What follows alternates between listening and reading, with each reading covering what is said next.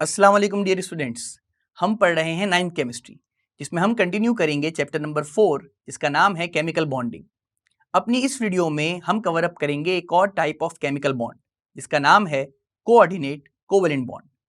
Coordinate covalent bond एक ऐसी chemical bond की टाइप है जिसमें हमारे पास single sided sharing of electrons होता है। यानी यहाँ एक केमिकल सब्सटेंस या एक एटम जो इलेक्ट्रॉन रिच होता है वो अपने इलेक्ट्रॉन्स शेयर करता है single sided with another atom जिसके पास इलेक्ट्रॉन्स की डेफिशिएंसी होती है।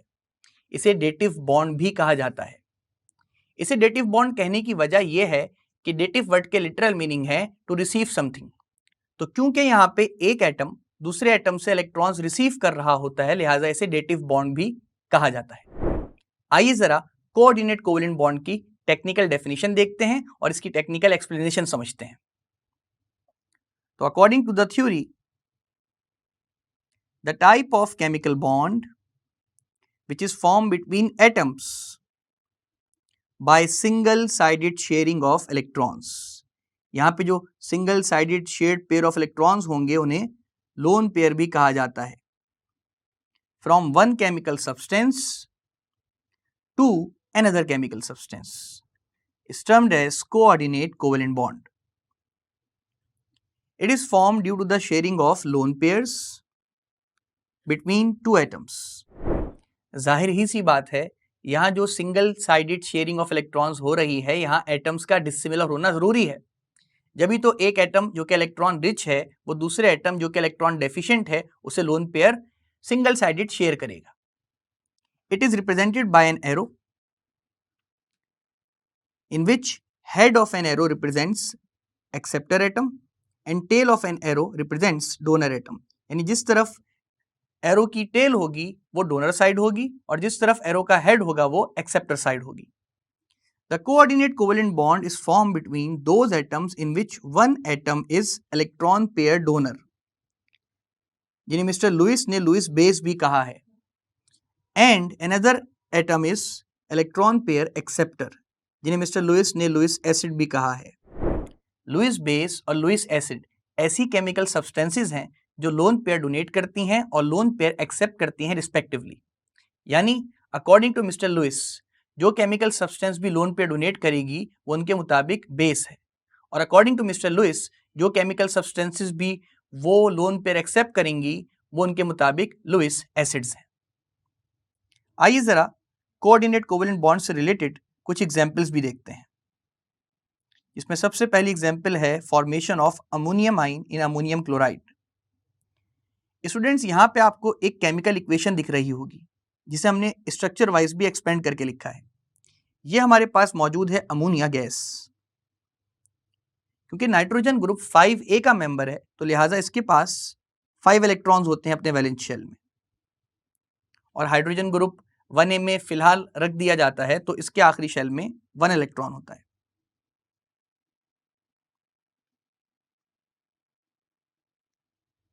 अब यहां हो ये रहा है कि क्योंकि नाइट्रोजन ने अपने पास 3 वैलेंसीज कवर अप कर ली हैं, क्योंकि इसे अपना ऑक्टेट कंप्लीट करने के लिए आखिरी शेल में 8 इलेक्ट्रॉन्स कंप्लीट करने के लिए सिर्फ 3 इलेक्ट्रॉन्स की रिक्वायरमेंट थी, तो नाइट्रोजन ने हाइड्रोजन के साथ 3 बॉन्ड्स बना लिए। हम इनके इलेक्ट्रॉन्स काउंट भी कर लेते हैं, 1 2 3 4 5 6। ये इनके हो गए बॉन्ड पेयर्स, यानी यहां बॉन्डिंग हो चुकी है। पर नाइट्रोजन के पास हमारे पास लोन पेयर भी मौजूद है, यानी वो एक्स्ट्रा इलेक्ट्रॉन्स जिन्होंने बॉन्डिंग में पार्टिसिपेट नहीं किया। इसका मतलब नाइट्रोजन यहां इलेक्ट्रॉन रिच है।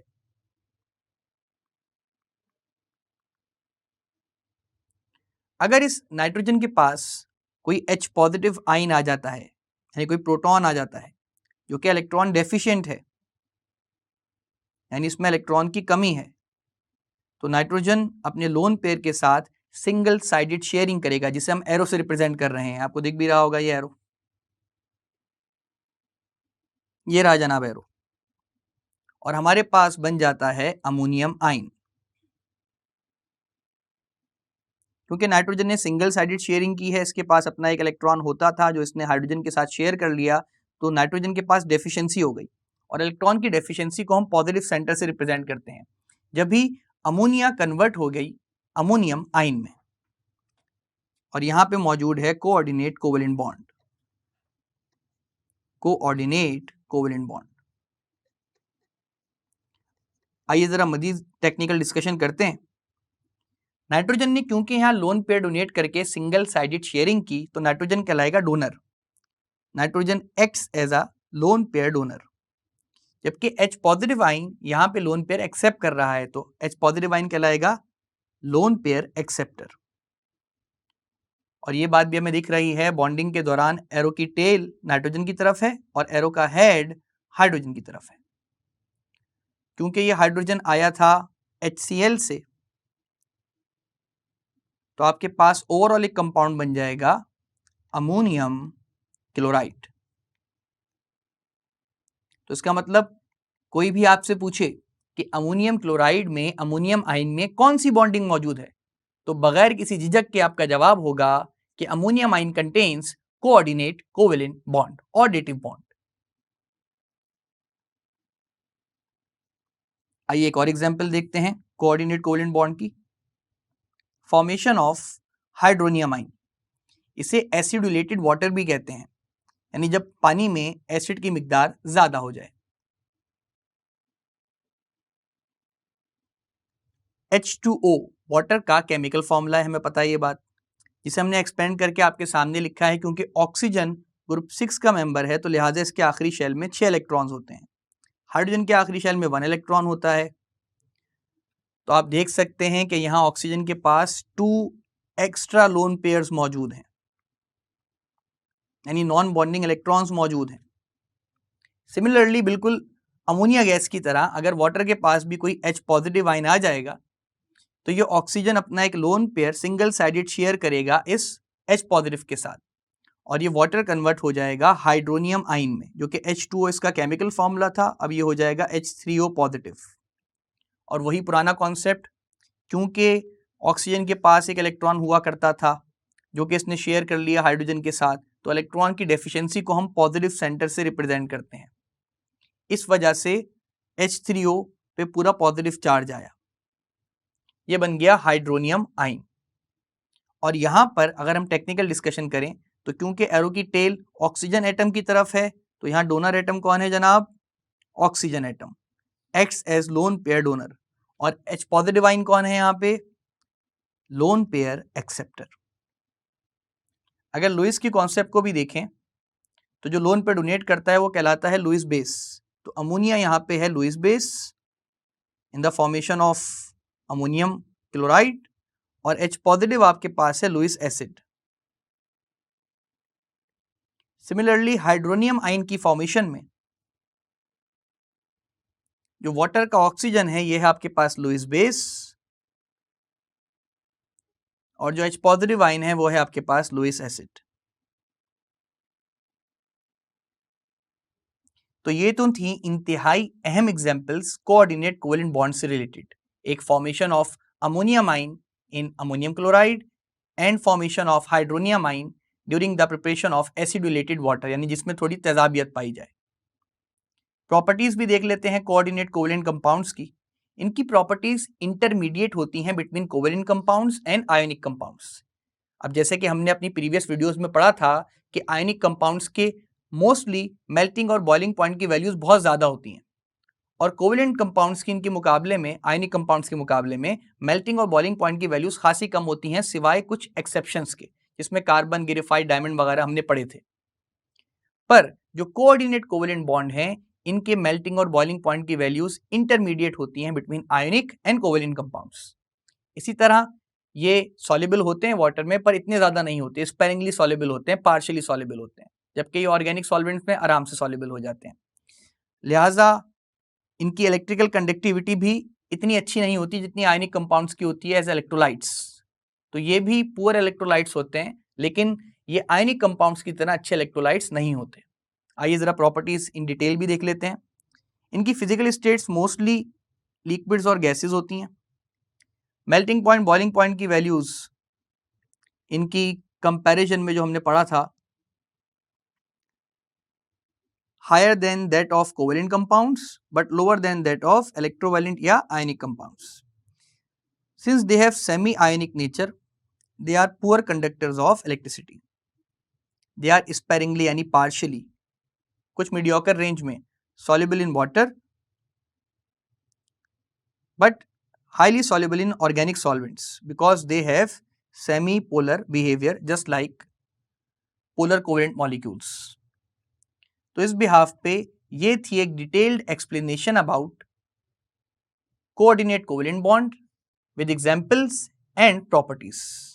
पर अभी कुछ और तरह की बॉन्डिंग को समझना बाकी है, आइए देखते हैं। पर अब बारी है इंटरमॉलिक्यूलर फोर्सेस की, तो इसे भी टेक्निकली समझ लेते हैं। इन्हें वैन डर वाल फोर्सेस भी कहा जाता है डिस्कवरर्स के नेम पे। The forces of attraction present between molecules of compounds are termed as intermolecular forces. They are also known as van der Waal forces and secondary bonds. Intermolecular forces की सबसे पहली और वीकेस्ट टाइप है dispersion force, जिन्हें London forces भी कहा जाता है क्योंकि इन्हें सबसे पहले डिस्कवर मिस्टर फ्रिट्ज लंदन ने किया था। ये होती क्या है जरा समझते हैं। अगर हम किसी मॉलिक्यूल को या किसी गैस के मॉलिक्यूल को दूसरे मॉलिक्यूल के बराबर में जज करें या तसव्वुर करें, तो जो गैस का मॉलिक्यूल है, लेट्स सपोज हमारे पास हमें स्क्रीन पे नियॉन दिख रहा है, उसमें आपको न्यूक्लियस नजर आ रहा होगा, पॉजिटिव सेंटर दोनों का, और दोनों के स्प्लिटेड इलेक्ट्रॉन्स नजर आ रहे होंगे। जैसे ये दोनों नियॉन मॉलिक्यूल्स एक दूसरे के करीब आएंगे, तो एक नियॉन मॉलिक्यूल का यानी एक नियॉन गैस के मॉलिक्यूल का न्यूक्लियस दूसरे नियॉन गैस के मॉलिक्यूल के इलेक्ट्रॉन्स को अपनी जानिब अट्रैक्ट करेगा, क्योंकि दोनों के चार्जेस ऑपोजिट हैं, अनलाइक चार्जेस हैं। हर पॉजिटिव सेंटर दूसरे नेगेटिव सेंटर को अट्रैक्ट करता है, पर यह अट्रैक्शन स्ट्रॉन्ग नहीं होगी। यह अट्रैक्शन सिर्फ इस हद तक होगी कि आप कहीं फोकस कर रहे हैं और आपको कोई मुखातिब करता है तो आप उसकी जानिब तवज्जो करते हैं, बातचीत करते हैं, फिर अपने काम में लग जाते हैं। तो ये भी ऐसा ही होगा कि जब एक नियॉन मॉलिक्यूल दूसरे नियॉन मॉलिक्यूल के सामने आएगा तो बस थोड़ी सी डिस्पर्जन होगी चार्जेस की, जब इन्हें डिस्पर्जन फोर्सेस कहा जाता है, यानी चार्जेस थोड़ा फैलेंगे एक पॉजिटिव सेंटर के दूसरे नेगेटिव सेंटर की जानिब, जो कि हमें अगली डायग्राम में भी दिख रहा है बहुत वाज़ेह होके कि यहाँ पे हमारे पास एक नियॉन मॉलिक्यूल ने दूसरे नियॉन मॉलिक्यूल के इलेक्ट्रॉन्स को अट्रैक्ट करना शुरू कर दिया, तो इसकी वजह से चार्ज जो है वो डिस्पर्स हो गया। एक और बात याद रखिएगा, केमिस्ट्री की टर्मिनोलॉजी में जब कभी भी हम पोलर कोवेलेंट मॉलिक्यूल्स या चार्जेस का तस्करा करते हैं और जहां दो चार्जेस पाए जाते हैं, पॉजिटिव और नेगेटिव चार्जेस, वहां हम एक टर्म यूज करते हैं डायपोल, यानी दो पोल्स वाली कोई शय, दो टर्मिनल्स वाली कोई शय जिसपे पॉजिटिव और नेगेटिव चार्जेस पाए जाते हैं। तो यहाँ पे क्योंकि अट्रैक्शन से चार्जेस जनरेट हुए, लिहाजा हम इन्हें कहते हैं टेम्परेरी डायपोल्स या इंड्यूस्ड डायपोल्स, यानी ये खुद से नहीं हुए। एक नियॉन मॉलिक्यूल जब दूसरे नियॉन मॉलिक्यूल के सामने आया तो यहाँ चार्जेस डेवलप हुए, इससे पहले डेवलप नहीं हुए। फिर जैसे ही, क्योंकि गैस के मॉलिक्यूल्स तो एक दूसरे से दूर जाना पसंद करते हैं, ये जैसे ही अपनी मोशन को कंटिन्यूस रखेंगे तो फिर दोबारा से ये चार्जेस अपनी ओरिजिनल पोजीशंस पे आ जाएंगे। तो लिहाजा ये एक weakest sort of intermolecular force है जिसका नाम है डिस्पर्जन फोर्स। आइए जरा इसकी टेक्निकल डेफिनेशन देखते हैं। The type of intermolecular forces, which is a temporary attractive force that results when the electrons in two adjacent atoms occupy position that make the atoms to form temporary dipoles, is termed as dispersion force. This force is sometimes called induced या instantaneous dipole-dipole interaction. उसकी वजह यह है कि यहाँ पे पहले से कोई डायपोल मौजूद नहीं होता, अट्रैक्शन की वजह से डायपोल जनरेट होता है, लिहाजा इसे लम्हे भर का डायपोल यानी इंस्टेंटेनियस डायपोल या इंड्यूस्ड डायपोल यानी जो अपनी पसंद से ना हो। For example, dispersion forces present between neon atoms due to the mobility of electrons, जो कि हमने डायग्राम आपको बड़ी वजाहत से समझाई। तो मुझे उम्मीद है ये डिस्पर्जन फोर्सेस का कॉन्सेप्ट आपको बड़ी आसानी से समझ आया होगा। आइए देखते हैं next type of intermolecular force, यह है डायपोल डायपोल इंटरेक्शन या डायपोल डायपोल फोर्स। अगर आपने डायपोल डायपोल फोर्स को समझना है तो दोबारा से इस कॉन्सेप्ट को रिकॉल करना होगा कि डायपोल है क्या। तो हमने आपको अभी अभी बताया कि डायपोल एक पोलर कोवेलेंट मॉलिक्यूल है बॉन्डिंग का टॉपिक पढ़ते हुए, जहां पे दो चार्जेस पाए जाते हैं। तो इसका मतलब जब एक पोलर कोवेलेंट मॉलिक्यूल दूसरे पोलर कोवेलेंट मॉलिक्यूल के नजदीक आएगा तो दोनों पोलर कोवेलेंट मॉलिक्यूल्स में से एक पोलर कोवेलेंट मॉलिक्यूल का पॉजिटिव सेंटर और दूसरे पोलर कोवेलेंट मॉलिक्यूल का नेगेटिव सेंटर एक दूसरे को अट्रैक्ट करेगा और इस तरह दो मॉलिक्यूल्स आपस में इंटरेक्शन करेंगे। क्योंकि ये मॉलिक्यूल भी डायपोल है और दूसरा मॉलिक्यूल भी डायपोल है तो इन दोनों की इंटरेक्शन कहलाएगी डायपोल डायपोल इंटरेक्शन। आइए देखते हैं। A dipole dipole force or interaction is an attractive intermolecular force resulting from the interaction of partial positive end, जिसे partial delta साइन से रिप्रेजेंट करते हैं, of one molecule with partial negative end which is partial negative sign of another molecule। जैसा कि आपको दिख रहा है स्टूडेंट्स कि हमारे पास ये एक मॉलिक्यूल मौजूद है जिसे हम A कंसिडर कर लेते हैं और ये दूसरा मॉलिक्यूल मौजूद है जिसे हम B कंसिडर कर लेते हैं। इस A मॉलिक्यूल का partial negative atom B molecule के पार्शियल पॉजिटिव एटम को इंटरैक्ट कर रहा है इन डॉटेड पिंक लाइन से, जो कि आपको दिख रही हैं। मैं इन पिंक लाइन को मजीद वाजे कर देता हूं। तो ये जो इंटरेक्शन हो रहा है between opposite charges of different molecules, ये हमारे पास है डायपोल डायपोल इंटरेक्शन। क्यों? क्योंकि मॉलिक्यूल ए भी एक डायपोल है, पोलर कोवेलेंट मॉलिक्यूल है, और मॉलिक्यूल बी भी एक डायपोल है जो कि एक पोलर कोवेलेंट मॉलिक्यूल है।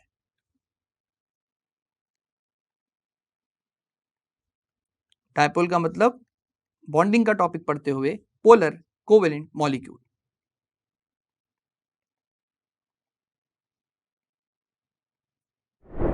जैसा कि हमारे सामने एक और एग्जांपल दी गई है HCl की, आइए देखते हैं। For example, dipole dipole interaction present between HCl molecules in which partial positive H positive of one molecule attracts partial negative atom of another molecule. यहाँ हमारे पास HCl के दोनों मॉलिक्यूल्स डायपोल हैं, यानी पोलर कोवेलेंट मॉलिक्यूल्स हैं। और ये polar covalent molecules हैं क्यों? ये हम सबने अपनी प्रीवियस वीडियोस में समझा था कि ऐसे मॉलिक्यूल्स पोलर कोवेलेंट मॉलिक्यूल्स कहलाते हैं जिनका इलेक्ट्रोनेगेटिविटी डिफरेंस 0.4 से 1.7 की रेंज में पाया जाता है। यहाँ पे हमारे पास एक HCl में से क्लोरीन पार्शियल नेगेटिव दूसरे HCl के हाइड्रोजन H पॉजिटिव को डॉटेड लाइन से इंटरैक्ट कर रहा है, क्योंकि ये मॉलिक्यूल भी HCl का एक डायपोल है, दूसरा मॉलिक्यूल भी HCl का एक डायपोल है। इन दोनों का आपसी interaction due to unlike charges is termed as dipole dipole interaction. तो मुझे उम्मीद है आपको ये second type of intermolecular force भी बहुत आसानी से समझ आई होगी। आइए देखते हैं सबसे strongest type of intermolecular force, जिसका नाम है हाइड्रोजन बॉन्डिंग या हाइड्रोजन बॉन्ड। स्टूडेंट्स, हम हाइड्रोजन बॉन्ड को डायपोल डायपोल इंटरेक्शन की एक एक्सट्रीम फॉर्म भी कह सकते हैं। मतलब यहां पे भी partial positive atom of one molecule partial negative atom of another molecule को अट्रैक्ट करता है, पर यहां जो पार्शियल पॉजिटिव एटम हमारे पास होता है उसका हाइड्रोजन होना लाजमी है, यानी H पॉजिटिव होना लाजमी है। और जो पार्शियल नेगेटिव एटम्स हैं हमारे पास, वो लिन्यूस पॉलिंग के मुताबिक टॉप 3 इलेक्ट्रोनेगेटिव एटम्स जो पीरियोडिक टेबल के पीरियड नंबर 2 में पाए जाते हैं, इनका होना लाजमी है, यानी नाइट्रोजन, ऑक्सीजन एंड फ्लोरीन। इनके चार्जेस को जरा अलाइन कर देते हैं कि डायग्राम हमारे पास बुक में मौजूद है, तो लिहाजा हमने इसे करेक्ट कर लिया, पार्शियल नेगेटिव और पार्शियल पॉजिटिव के साइंस को हाथों हाथ। ठीक है जनाब, तो आप देख सकते हैं जितने भी हमारे पास इलेक्ट्रोनेगेटिव एटम्स हैं, जिसमें नाइट्रोजन, ऑक्सीजन और फ्लोरीन शामिल हैं, इन पे पार्शियल नेगेटिव चार्ज मौजूद है, जबकि हाइड्रोजन पे पार्शियल पॉजिटिव चार्ज मौजूद है। इस हाइड्रोजन बॉन्ड का एक और नाम भी है, इसे प्रोटॉनिक ब्रिज भी कहा जाता है, क्योंकि H पॉजिटिव को एक सिंगल प्रोटॉन कंसिडर किया जाता है, प्रोटॉनिक ब्रिज। तो कोई आपसे पूछे कि हाइड्रोजन बॉन्ड का दूसरा नाम क्या है, तो बगैर किसी परेशानी के आप जवाब देंगे प्रोटॉनिक ब्रिज। आइए जरा टेक्निकल डेफिनेशन देखते हैं हाइड्रोजन बॉन्डिंग की। The type of intermolecular force in which hydrogen atom यानी H positive of one molecule attracts any one of the three high electronegative atoms which are nitrogen, oxygen and fluorine with partial negative charges of another molecule is termed as hydrogen bonding.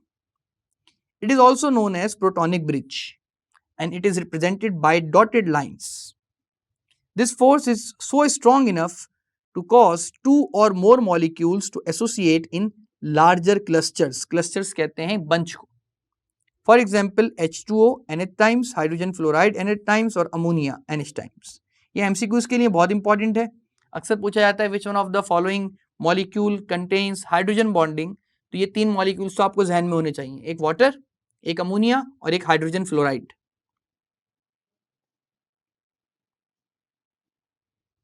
Water, ammonia gas and hydrogen fluoride. यहाँ हमने hydrogen fluoride की example भी representation में लिखी है। आप देख सकते हैं एक हाइड्रोजन फ्लोराइड का F पार्शियल नेगेटिव एटम दूसरे हाइड्रोजन फ्लोराइड के H पॉजिटिव एटम को इंटरैक्ट कर रहा है ये भी डायपोल डायपोल इंटरेक्शन, पर क्योंकि यहाँ हमारे पास फ्लोरीन और हाइड्रोजन इन्वॉल्व हैं लिहाजा इसका नाम हो गया हाइड्रोजन बॉन्डिंग। तो स्टूडेंट्स ये तो थी हाइड्रोजन बॉन्डिंग की एक तफसीली एक्सप्लेनेशन, पर आइए ऑर्डर ऑफ इंटरमॉलिक्यूलर फोर्सेस को भी समझ लेते हैं कि कौन ज्यादा स्ट्रॉन्गेस्ट है और कौन ज्यादा वीकेस्ट है। आइए देखते हैं। इंटरमॉलिक्यूलर फोर्सेस में हाइड्रोजन बॉन्ड सबसे ज्यादा स्ट्रॉन्ग बॉन्डिंग है, उसके बाद डायपोल डायपोल इंटरेक्शन और सबसे लास्ट में डिस्पर्जन फोर्सेस जिन्हें वैन डर वाल फोर्सेस भी कहा जाता है जनरली।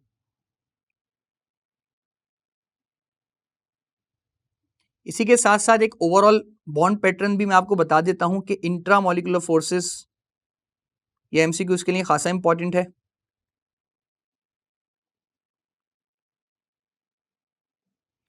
सबसे स्ट्रॉन्गेस्ट बॉन्ड जो हमारे पास होता है वो होता है आयोनिक बॉन्ड,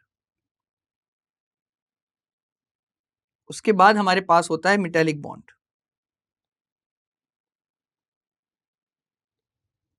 देन हमारे पास कोवेलेंट बॉन्ड में नंबर आता है पोलर कोवेलेंट मॉलिक्यूल्स का। कोवेलेंट बॉन्ड में कुछ एक्सेप्शंस हैं, डायमंड बहुत हार्डेस्ट है, उसको हटा दें, हम जनरल डिस्कशन कर रहे हैं। पोलर कोवेलेंट बॉन्ड, उसके बाद नॉन पोलर कोवेलेंट बॉन्ड,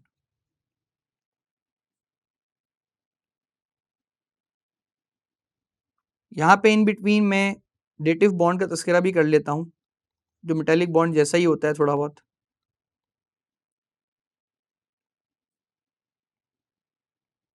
जिसमें जितने भी कोवेलेंट बॉन्ड्स हैं इंट्रामॉलिक्यूलर फोर्सेस कहा जाता है क्योंकि ये मॉलिक्यूल्स बनाती हैं। और सबसे लास्ट में नंबर आता है इंटरमॉलिक्यूलर फोर्सेस का, जो कि हमने आज की वीडियो में पढ़ी।